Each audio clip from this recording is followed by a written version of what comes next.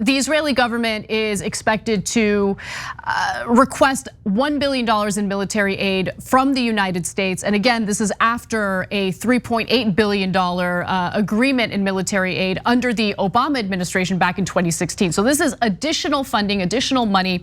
And Senator Lindsey Graham is very much in favor of approving that kind of funding, additional military aid to Israel. And of course, this follows the violence that we recently saw in Gaza as a result of Israeli aggression. And so the timing is relevant as well. Here's what Lindsey Graham has to say about the request on Fox News. What does Israel need? Okay, there's going to be a request made tomorrow, I think, or Thursday by the Israelis to the Pentagon for $1 billion in aid to replenish the Iron Dome batteries that were used to protect Israel. So this is what I'm going to do when it comes to Israel. As Hamas tries to destroy Israel, as Iran threatens the existence of the Jewish state, I'm going to keep coming back here and saying more for Israel. I want to thank the Biden administration for being receptive to more aid for Israel.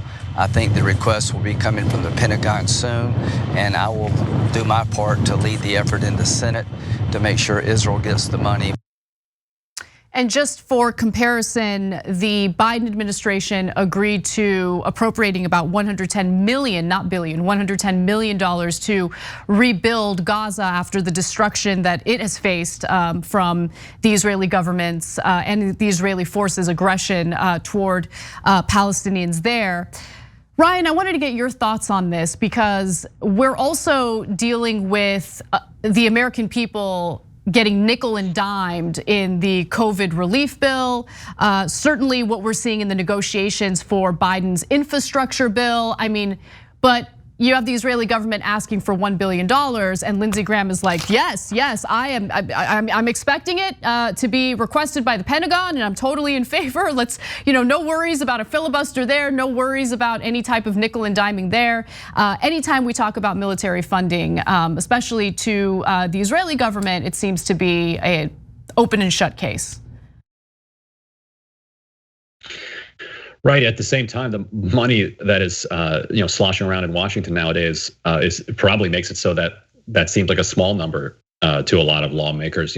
That's half of what the House approved just for the Capitol Police and the National Guard in the wake of January 6th, and that was that was nothing like a full-scale war.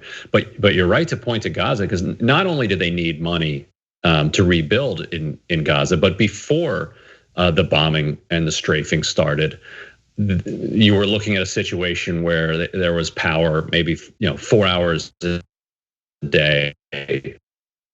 This is a region of 2 million people living in just kind of practically prehistoric conditions before the bombing started, And so, for them to come in and ask for 10 times the amount that Gaza has been appropriated for its own rebuilding is a nice kind of window into the disparity there.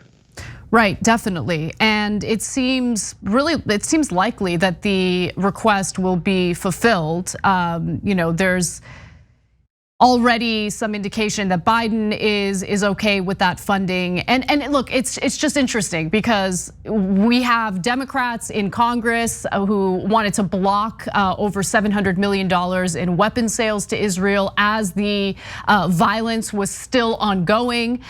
Democrats failed in blocking that. Senator Bernie Sanders claimed that he was going to attempt to block it in the Senate. He didn't end up doing that at all, mostly because the weapon sale was already agreed to by the Biden administration. And so is there anything that Democrats can do in Congress moving forward, now that we know that this request is coming, to maybe question or block the $1 billion in military aid? Well, they certainly could.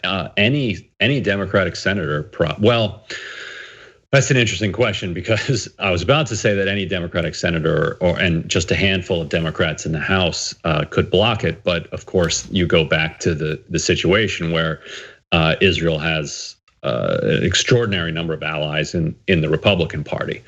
And so, if if it would be up to Schumer or Pelosi probably to try to stop this, and neither of them, I can imagine, have any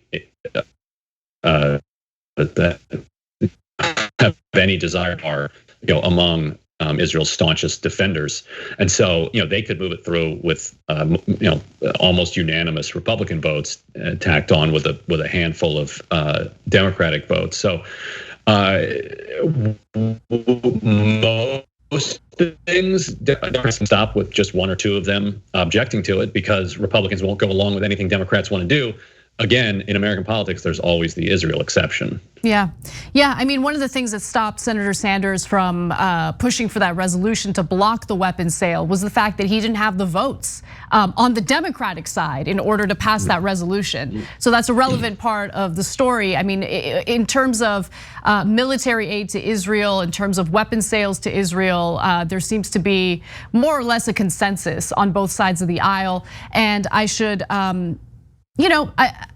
there's very little debate.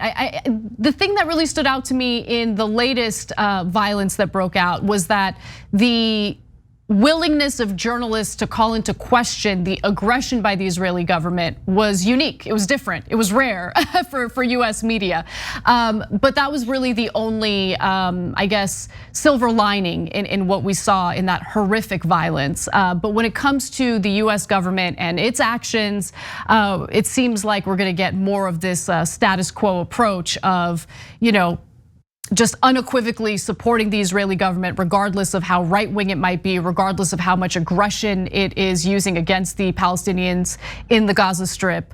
And it's really unfortunate, especially when, again, you take a look at the disproportionate amount of aid that's being given to the Israeli government versus Palestinians in Gaza.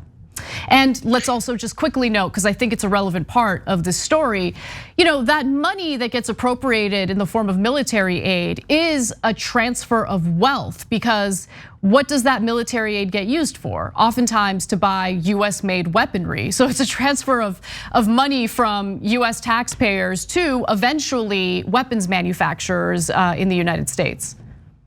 Right. Yeah, most of that money will never leave Northern Virginia. That's very true.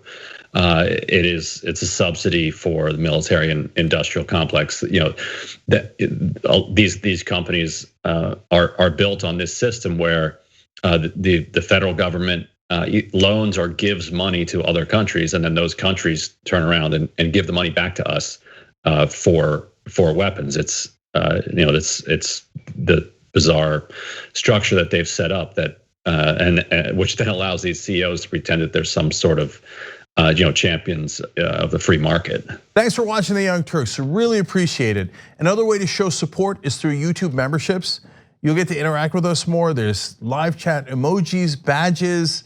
You've got emojis of me, Anna, John, JR. So those are super fun. But you also get playback of our exclusive member-only shows and specials right after they air. So all of that, all you gotta do is click that join button right underneath the video. Thank you.